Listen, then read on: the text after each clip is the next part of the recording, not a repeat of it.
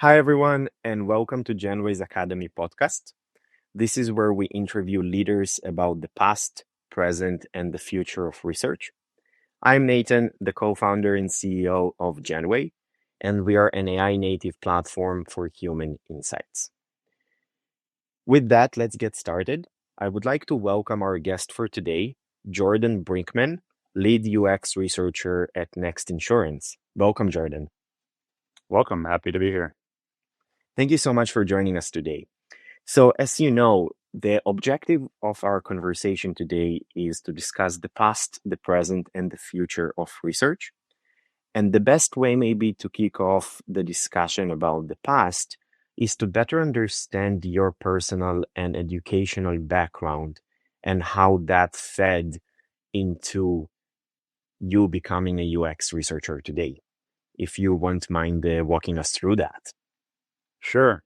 Yeah. So if you go back far enough in college, actually my major was animal behavior. So far back then, I was always interested in understanding behavior, why, animals are doing things that they're doing, and helping conservation and understand and help them. I did a lot of internships at zoos. Walt Disney's Animal Kingdom was a fun one where I was an animal behavior research intern.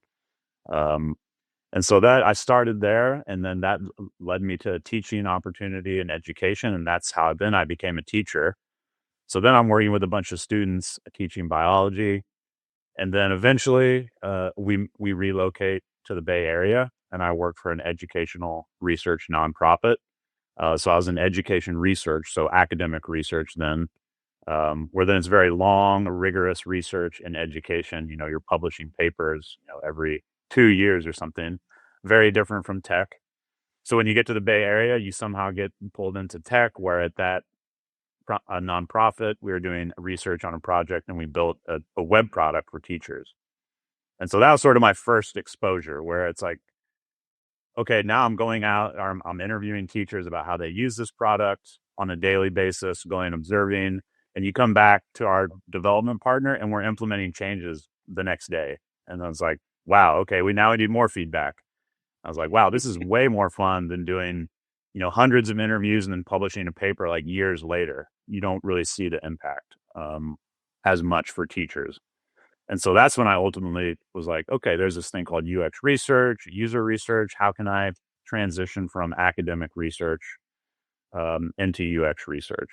And so that was kind of the changing point. And that was maybe like 2015 or 16, I think. And then that led me to my first job in UX research, which was at UserZoom, actually. And at the time, most researchers probably know UserZoom, but they're just a tool for testing. It was UserZoom and user testing, and now they're kind of one company. Was that when you joined, were there already a one company? Was that after the acquisition or prior to the acquisition? No, that was prior. Actually, at the time when I was there, user testing was UserZoom's biggest competitor. It was kind of, those were the two big enterprise user testing companies. And when I was at UserZoom, I was just on the professional services team. So I just had clients and I would run interviews, quantitative usability studies, whatever they needed, and then do a readout to their team or just hand it off to the designer. So I got a lot of experience very quickly there on just the different methods, how to recruit, how to do fast, how to work with clients. Jordan, before we double down on your experience on the software side of things, I do want us to take a step back because I feel that we jumped very quickly, kind of animal behavior researcher. Talk to me a bit about it. I done a few dozens of those. I have to admit that researchers come from very diverse backgrounds, but animal behavior researcher, that's the first time I'm hearing that. And I think we have been working for over a year, maybe a year and a half, and I had no idea about that. Talk to me about it.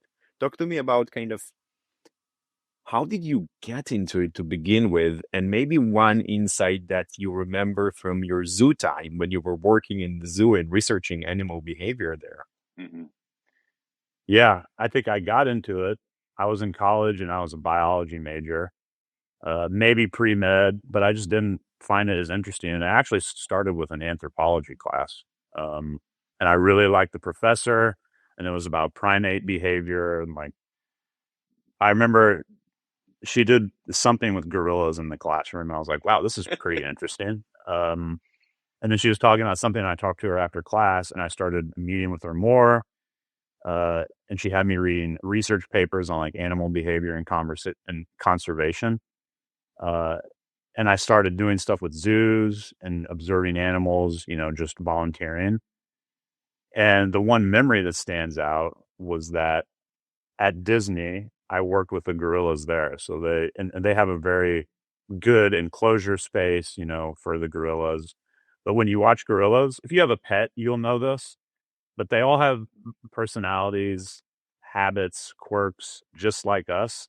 And if you watch them enough, you'll realize they're all unique. If you go to a zoo one time, you might not realize it, but when you watch these gorillas, I've watched them every day for probably like 2 or 3 hours for like 6 months.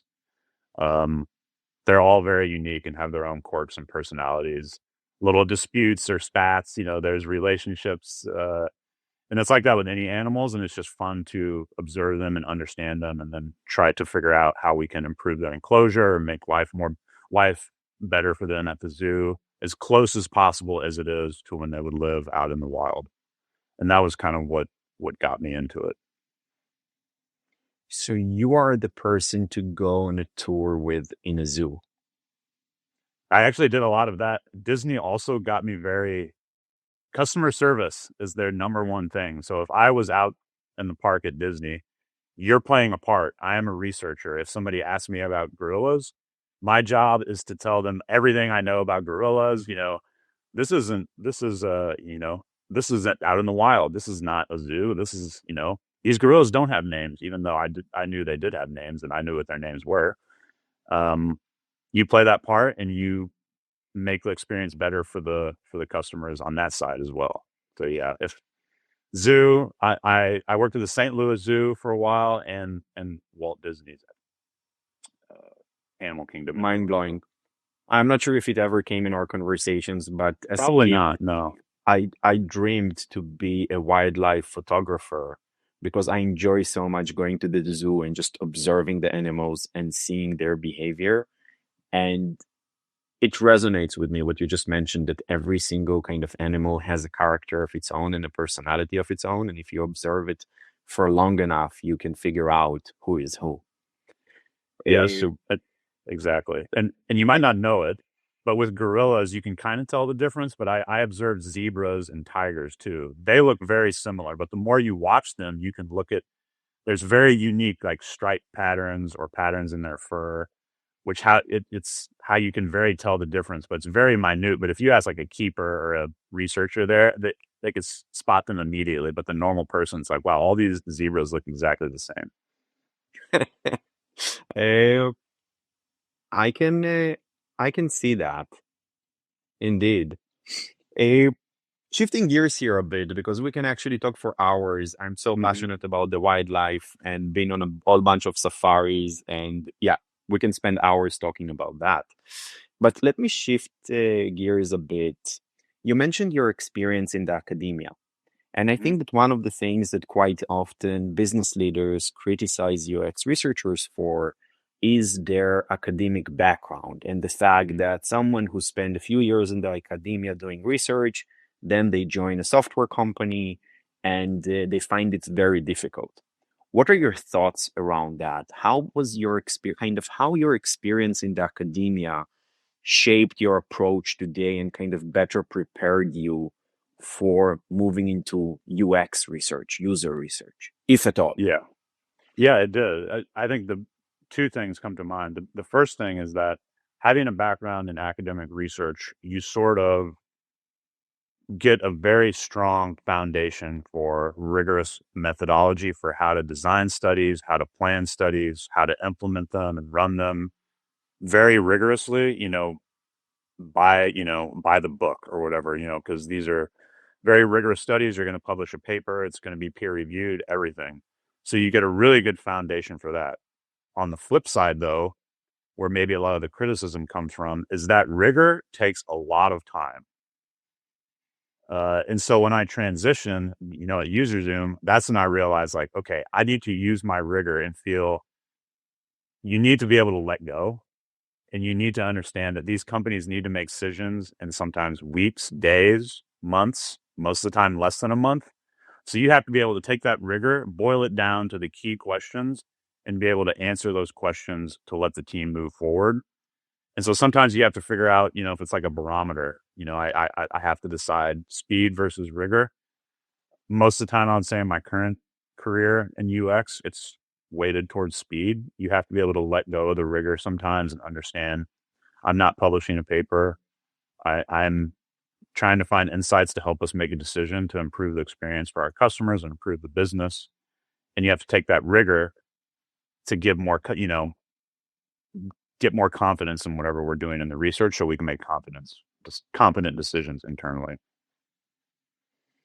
So would you say that it is more art or science when you have to make these kind of decisions, right? Because the academic background and the academic research, which is very rigorous, I would think that it's more on the science side of things. Yeah. I would say probably now I probably lean more towards art because it's a combination of things. You have to be able to design a quick study. You have to be able to boil down the top 3 findings that your team needs, and you have to be able to then communicate those in a way that is useful to people, not just me go away, do my research for 6 months and publish a paper and just put it out here and let people use it.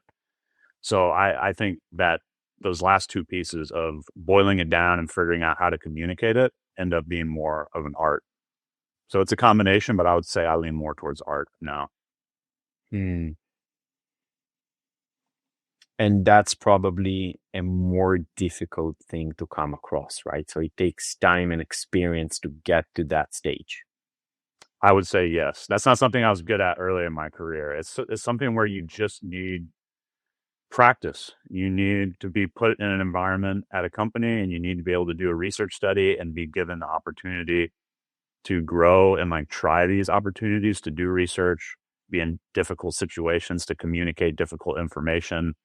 And you kind of learn on your own, and hopefully you have a good mentor that can help you along the way and find opportunities for you to take those risks. Let's talk for a second about mentors. You have been in the research space for at least a few years now. I'm trying to be kind, probably way more than that. When it comes to mentors, if I remember correctly, User Zoom was your first kind of UX research role in a software company. Okay. Throughout the years, who were the mentors that you still remember? People that kind of met the young and junior version of Jordan and mentored him throughout this specific journey? Yeah, the first one that comes to mind is my first real product role, which was at App Dynamics, which was acquired by Cisco. So I was technically Cisco employee. But I was the third hire there. My manager, Chica Ando, shout out to Chica. She gave me an opportunity. I'd only worked at UserZoom for a short time, but I interviewed. In the first interview, I actually thought I did horrible. I was like, oh, I'm never going to get a call back. But they did, and I got the job. And she really did what I just said. She gave me ownership. She found opportunities for me based on my experience to take those risks. And she was there to talk about, questions that I had at the time. But I think the most important thing was she gave me ownership and the ability to take risks with projects so I could get that practice. Um, and she took a chance, with maybe someone who's a little experienced. So I really appreciated that. And that was my first product role. So that's why it stands out the most to me. And the 3 of us built the team there over time. I was the 3rd researcher, I think. Yeah. So that's the one that stands out to me. You mentioned kind of being junior and joining the team and having someone take a risk, kind of take a bet on you and create a safe environment for you to feel comfortable to make mistakes. I think from my observation, it is something that is becoming more and more difficult to find. An environment that on one hand tolerates mistakes, and on the other hand gives opportunity to junior folks that are just joining the employment market and the labor market, so to speak. Looking back and kind of everything that you know today, how do you feel about junior researchers? What opportunities are out there for the junior folks? Yeah, I think there is, at least just from my observation and the things that I've read, there are just the positions for that, for those researchers, of junior researchers, they're shrinking. And companies tend to look more for mid or senior level or above. It seems like the teams are getting smaller, they're shrinking, and they want people who can just come in and they can just hit the ground running. So I think they are shrinking. And so for a junior researcher, unfortunately, I'm working with a handful right now trying to find jobs and mentor, and it's just a lot of it tends to be luck, unfortunately. From what I've seen, you have to find the right company, the right person that sees your resume and resonates with your resume, and you can get that first phone call.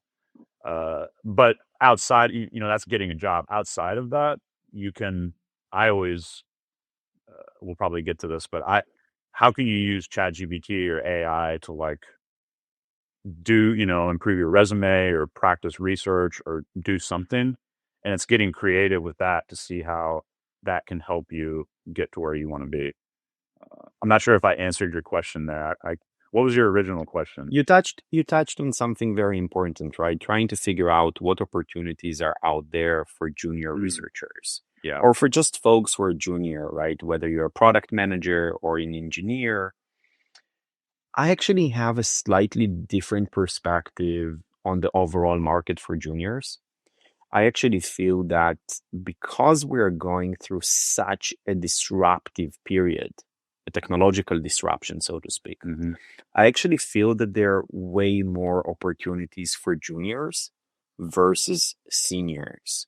And the way I think about it, if I am to give my grandmother an iPhone, it's very unlikely that she will manage to master it. Or even my mother, she got used to working kind of using an Android phone. So adopting a new technology is going to be more difficult for her. Versus my nephews that are 15, 18, I give them a new phone and within 15 minutes, they master it.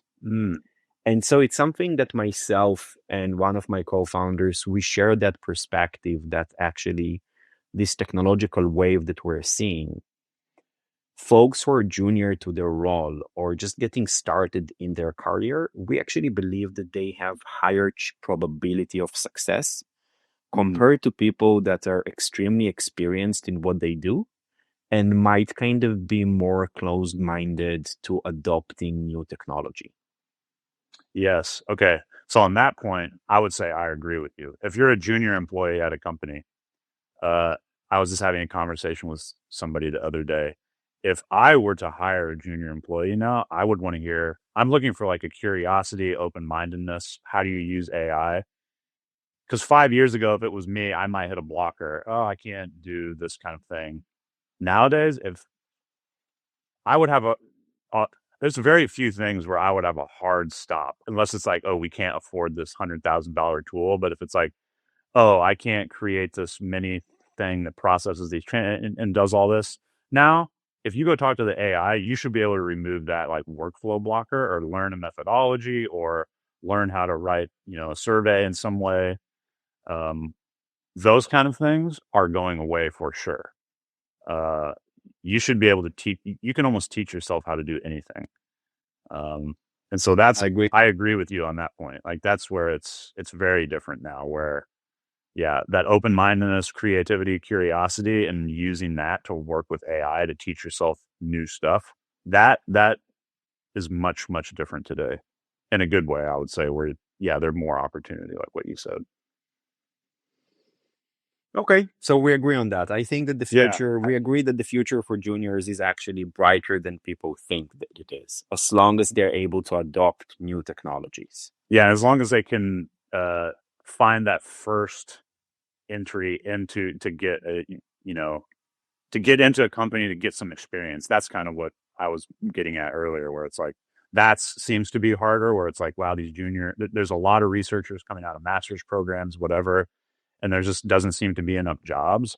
So as the competition is very high, but that's why I say like AI, how can you use AI to make yourself stand out, prepare for interviews, whatever. So it's kind of in the same vein there, I would say. I would double down on that and say, as someone who reviews a lot of resumes for hiring at Genway, one of the things that really stands out is when you see that employees are AI native in a sense. They're not concerned about using AI, they're not concerned about AI replacing them. They're focused on how they can kind of be this type of hybrid operator that can bring in AI to conduct a certain task. I had this conversation a couple of months ago with our head of design, and I asked him, so do you understand that for the foreseeable future, it's an IC role, meaning you're expected to master graphical design, to master web design, to master product design, and also do all the different presentations and all the media? And he's like, yes, of course, I use AI for that. That was the moment when it clicked for me, right? Someone that comes with, yes, I can attitude. And you know what? I'm going to work together with this technology to move forward. Uh, Let us shift gears a bit and talk a bit more about your professional journey and maybe key moments that influenced your approach to research. You mentioned that maybe 5 years ago there were different blockers. Today there are no blockers. You mentioned your initial experience at App Dynamics, that kind of you had your first real mentor over there. What are some of the additional moments that you remember through your journey? The main thing was over my time is I've worked at a variety of companies, so I've had the chance to experience what it's like being a researcher at, a mid-sized company, which was App Dynamics, but you're part of Cisco. And then it's a B2B, very technical enterprise product that I knew nothing about at all. So you're interviewing these very, knowledgeable, expert IT professionals who know a lot more about me than what I'm talking about. So that's like the first exposure is like, and that's what, we used to talk about with Chica. She's like, sometimes you just have to go in and you're the dumbest person in the room. That was very enlightening to me because I've carried that forward where if I'm interviewing someone, a customer user, they are the expert. It doesn't matter if I know it or not. They are the expert. I am there to learn from them. I'm not going to correct them. I'm not going to do anything. It's about forming a relationship and rapport with them so they're honest with me. And to do that, I just, I, you know, I let them be the expert. That's one thing. And then it's transitioning to then a consumer company at Roku, which is very different. I didn't really like the consumer stuff as much because I felt like it was so large scale that I didn't have like a core user base that I did when I was at Cisco. So then I found my way to Next, where it's like a mix of both, where we sell insurance direct to consumer, uh, and we work with agents who sell our insurance product. So there I kind of get a mix of both, and the challenges are very interesting with insurance. It's complicated, it's confusing. People don't know enough a lot. They don't know about it. I don't know a lot about I don't think about it when I buy my car insurance. I just kind of buy the lowest one. And so there's a lot of interesting challenges of how do you create a good experience and communicate information clearly and transparently. And of course, I get to work with small business owners and agents who are both very unique and different, and help them and hear from them and learn about their experience. And then, of course, there's AI, which I can talk about now, or we can get to that later. Let me double down on one of the things that you mentioned, and then we can move to AI. So you mentioned kind of the differences between working in the consumer space and working in the B2B space. Can you talk a bit more about it? Is that something that researchers should pay Yeah. attention to when they're looking for for their first job, right? Talk to us a bit about it. Yeah. It's not something I thought about early on in my career at all. I just thought, I was new to tech and it's just like, okay, I'm just going to work at a tech company. I didn't even know what SaaS or enterprise or B2B or B2C meant, to be honest. It's something you learn over time when working in the industry. But As a researcher, yeah, you should expect, like, as a B2B, the key thing is an enterprise. You're working with your customers are usually smaller, and they're using your product as a tool because they have to as part of their work. So things are a little bit different. People aren't necessarily going to be excited about using your product all the time. They just want it to work and get your job done. So how do you balance that with, like, the desire to design something that looks, is delightful when maybe your users are always saying, "Oh, we just want something that works." So it's very different. And then you go to consumer where, at Roku, you have millions or hundreds of millions of customers using Roku TV. Um, and it might be a big part of their day, or it might not be a part of their day at all. And these very little things can make a big difference. It's like you've seen the evolution of TV screens, smart TVs over time. Now they're doing the tile thing but the Roku home screen was very different. And so it's, and you have access to a lot more data, I think, is the other thing with a consumer product.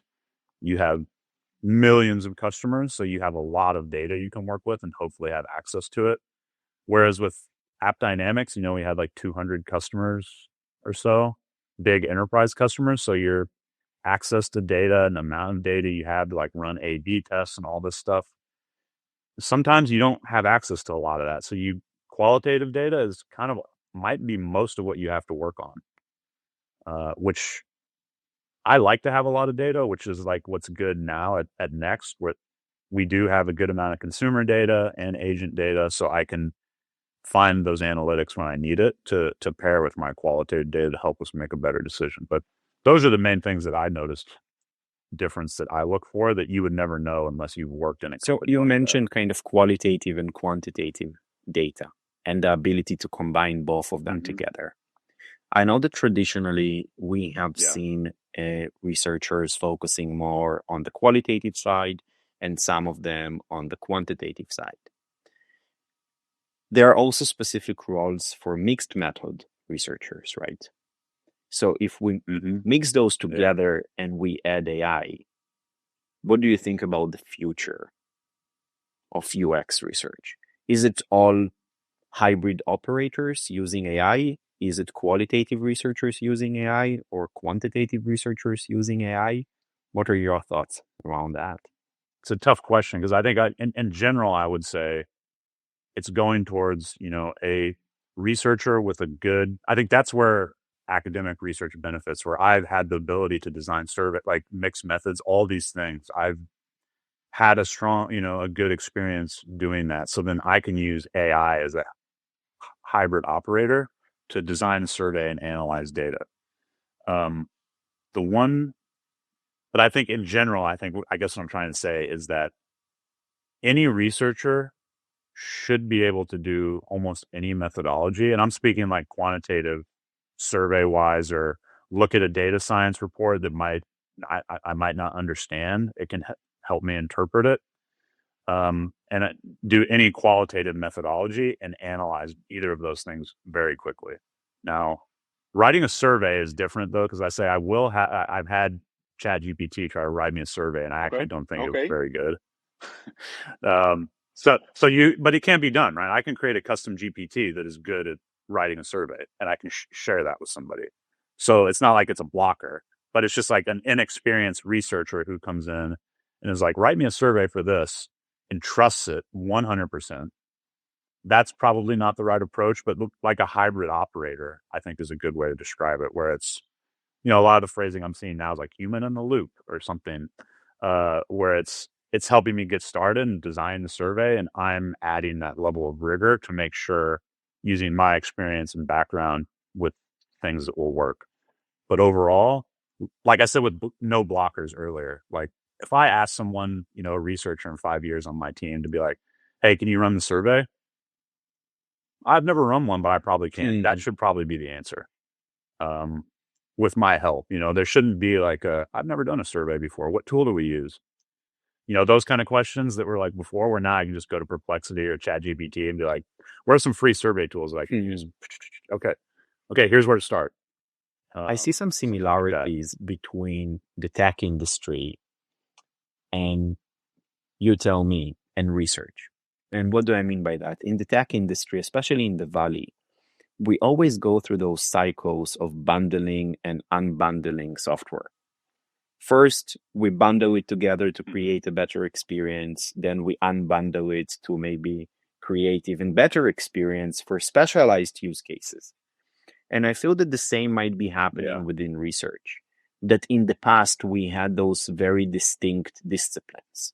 And you would have a qualitative researcher and a quantitative researcher. And now, kind of, at some point, we started having a mixed method researcher. And I'm just wondering whether the future is going to be bundling it farther in a sense that there would be just UX researchers that can do everything, or whether the future is going to be unbundling it in a way that some researchers would specialize in qualitative research with AI and all the different tooling, and some of them would specialize in quantitative research with AI and all the different toolings. But time would tell. Now, that brings me to maybe the next question, which is around your tool stack and the frameworks that you kind of come to use and rely on. If you can walk us through that a little bit, kind of. So, thinking about a quarter in Jordan's life, what are the types of tools that you would be using? What are the different frameworks that you have been using that work well for you that you're able to share with our audience? Yeah. Tooling. I'll start with tooling, and then I have one, like, it's not necessarily a tool, but I can share a framework that maybe will be, hopefully be useful to people that I use across research. Tool wise, obviously, if you know me, we've talked about this. Number one and foremost, I'm going to be using ChatGPT and Gemini. I go back and forth which one I use more day to day, but I'm using them for pretty much everything. If I look now, I can see up here, I have at least 10 ChatGPT tabs open and like 6 or 7 Gemini Any tabs. I don't even differences that remember you what's in see them. between the two? You said that it really But depends on the day, but are there specific tasks that one's yeah, better than the other? I think ChatGPT is what I go through for like basic day to day questions. Where if I'm just like, hey, I have something I want to put in real quick, want to do this. Gemini tends to be, from my experience, tends to be a little bit more wordy with things. So if I'm writing a report, it has some different formatting that it uses than ChatGPT. It's a little bit more verbose, but sometimes I like the formatting. One thing I do like about Gemini is their canvas, where I can just say, build me an app for blank. And it can put Gemini in there as well.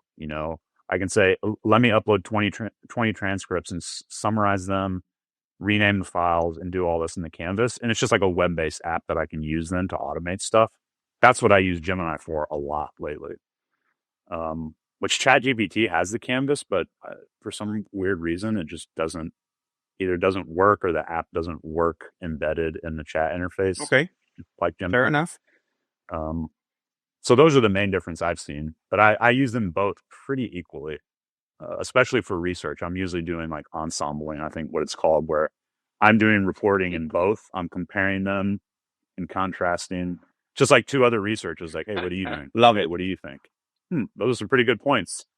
All right, I'll take the. Have you ever tried good telling stuff from each one. ChatGPT that Gemini gave you this other answer? What does he think about it?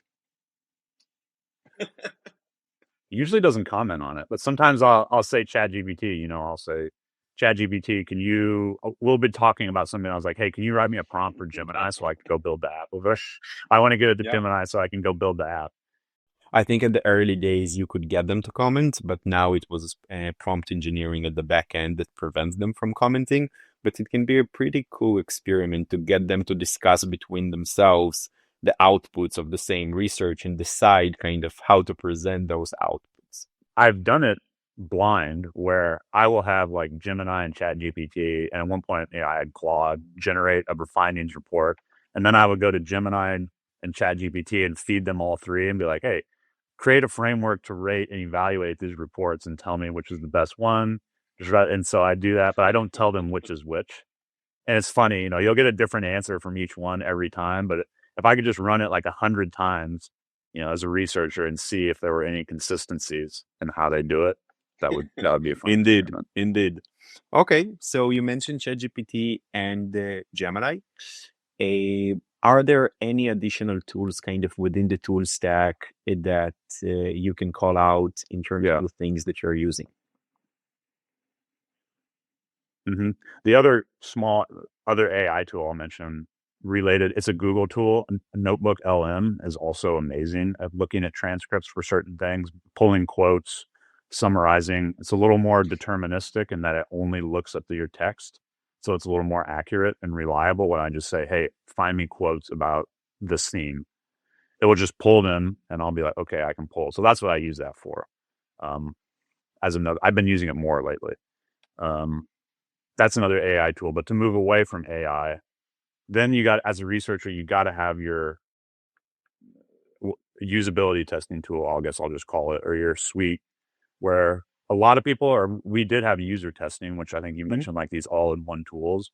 User testing and user Zoom, they're basically, the does everything, and you can get participants, run studies very quickly. And that's what I've probably used for the last 5 years across various companies.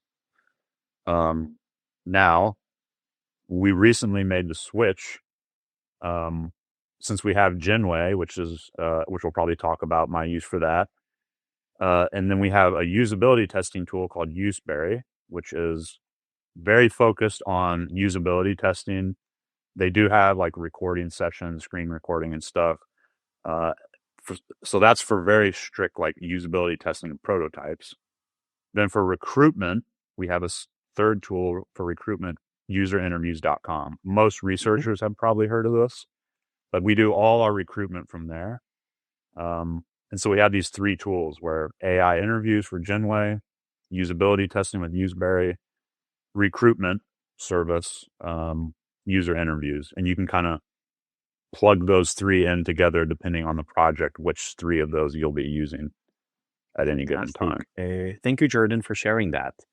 Since you mentioned Genway, I don't want us to spend too much time on that, but I do want us to maybe double click on that very shortly. And specifically, maybe if you could share with us, how did Genway AI change the way you conduct research, you scale research, or just kind of your thoughts about the future of doing research? Yeah, I think for me, it changed it drastically in my role because I am the only researcher. So I can only do so much. Every quarter I will try to create a roadmap for the upcoming quarter, and I can usually only take on two big projects, maybe generative or foundational, whatever you want to call it. And those will take up the majority of my time. And then other projects will be collaborative or evaluative studies that I'm working with the designers on that I'm not necessarily leading, just helping out with. So the way I look at Genway is, the way I tend to describe it to people to help them understand is like, think if you've done a survey, you can get a lot of data, but sometimes for me, honestly, I tell people I don't actually, as a qualitative researcher, I don't necessarily find a survey that useful. A lot of times I look at the survey data, I'm like, okay, I don't know what to do with this. Or like, this is not actionable. Not all the time, but with Genway, now I can get, like, I don't know, like 10x up on the level of depth. I can hear these user stories, but I can have them at scale. And the other benefit is they can be running in the background autonomously. So I could be leading my other project. I could be working with another team, sending out emails, or just have this Genway connecting data autonomously, collecting data for 2 weeks. And then I have 50 or 60 interviews, and then I can analyze it, at the end of the month or something when I have time.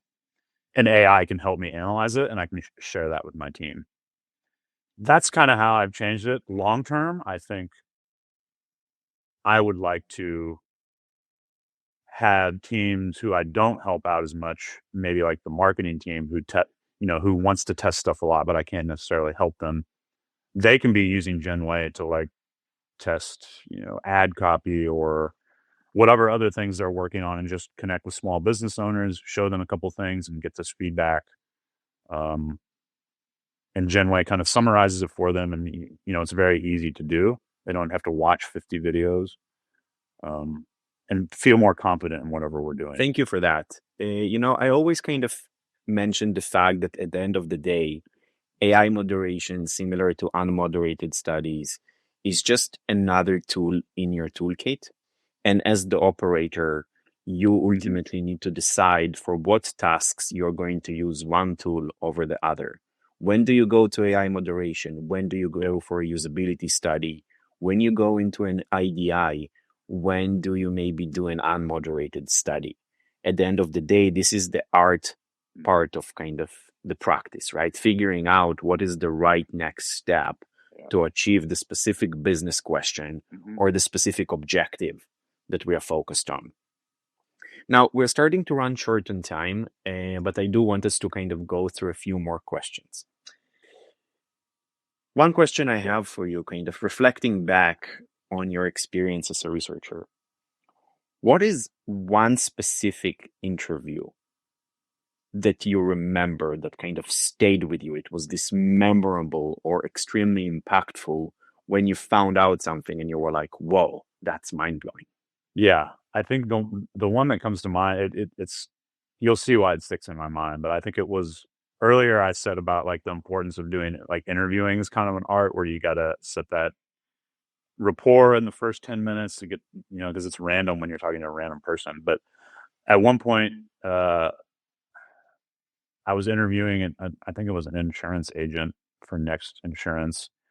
And I was asking, I just wanted to learn about how they work. So I was asking questions like, tell me about how you work with clients, how you get quotes, how you do all this stuff. And at one point, it got really uncomfortable because I think she thought that I was gathering information or something, or evaluating her performance as an agent, which was not at all what I was doing. But for some reason, I did something where I came off, I did a poor job of setting that expectations and rapport at the beginning, or something I said or did.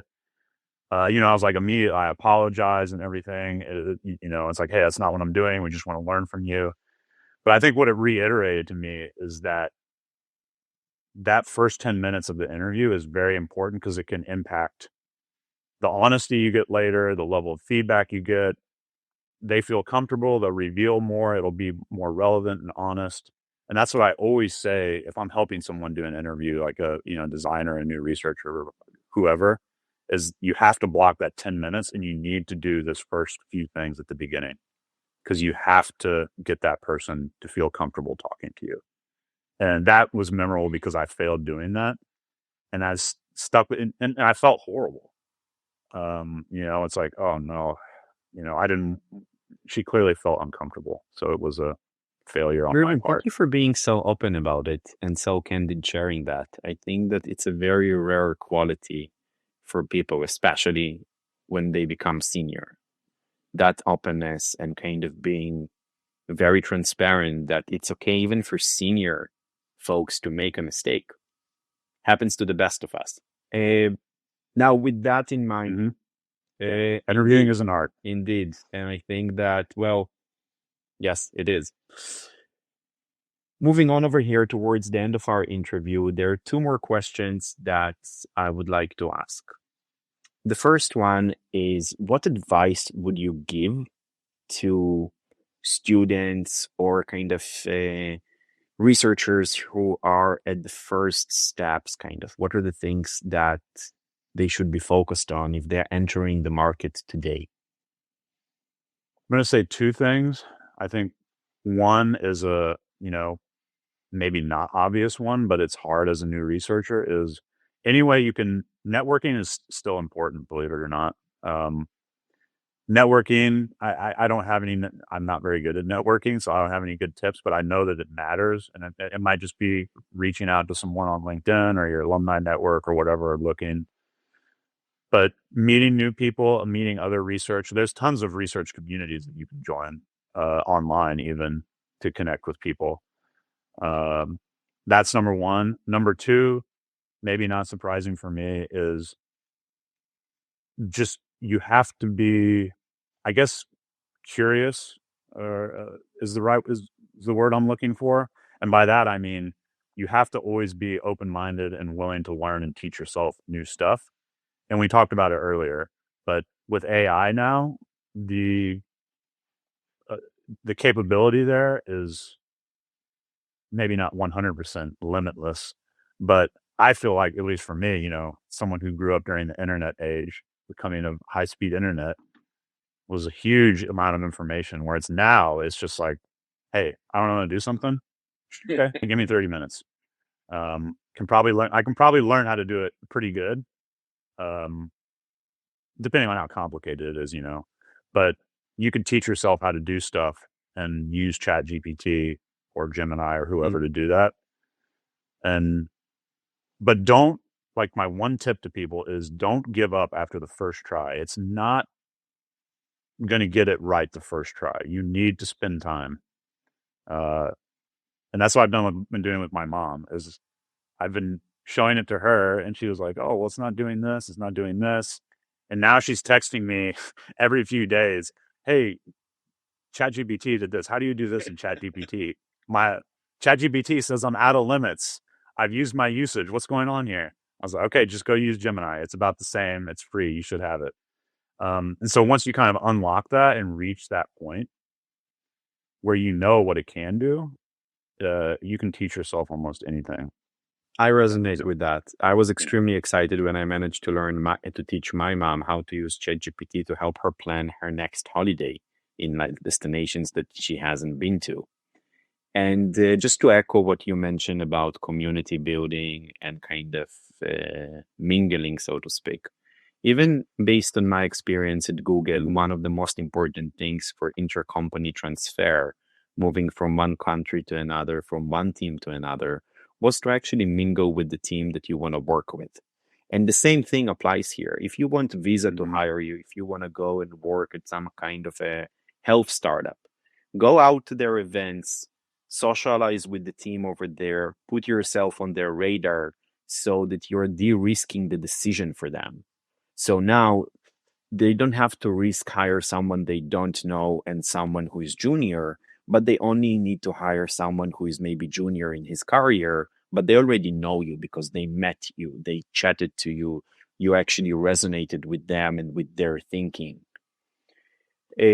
Awesome. And with that in mind, my absolutely last question for our conversation today, and that's a tricky one. If you weren't a UX researcher, what career path would you pursue instead? I'm tempted to say a zookeeper, but I think I'm going to go with something like a forensic investigator or something. I think like that just I like to play puzzle video games and solve puzzles and investigate, and it's like one of those things where like you're solving something, you're solving a problem or something. Um, that might be it. But that'd be a very different. I know at least two UX researchers that came from forensic investigation background.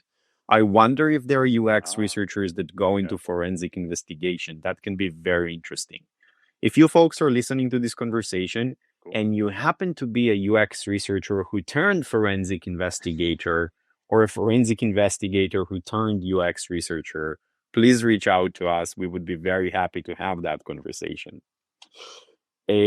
With that in mind, Jordan, thank you once again for joining our conversation today. It has been a pleasure learning about your experience and how you ended up becoming a UX researcher. I appreciate your openness and everything that you have shared with the audience over here. And I hope that you enjoyed the conversation as well. Yeah, absolutely. It was fun. Thanks for having me. Thank you, Jordan.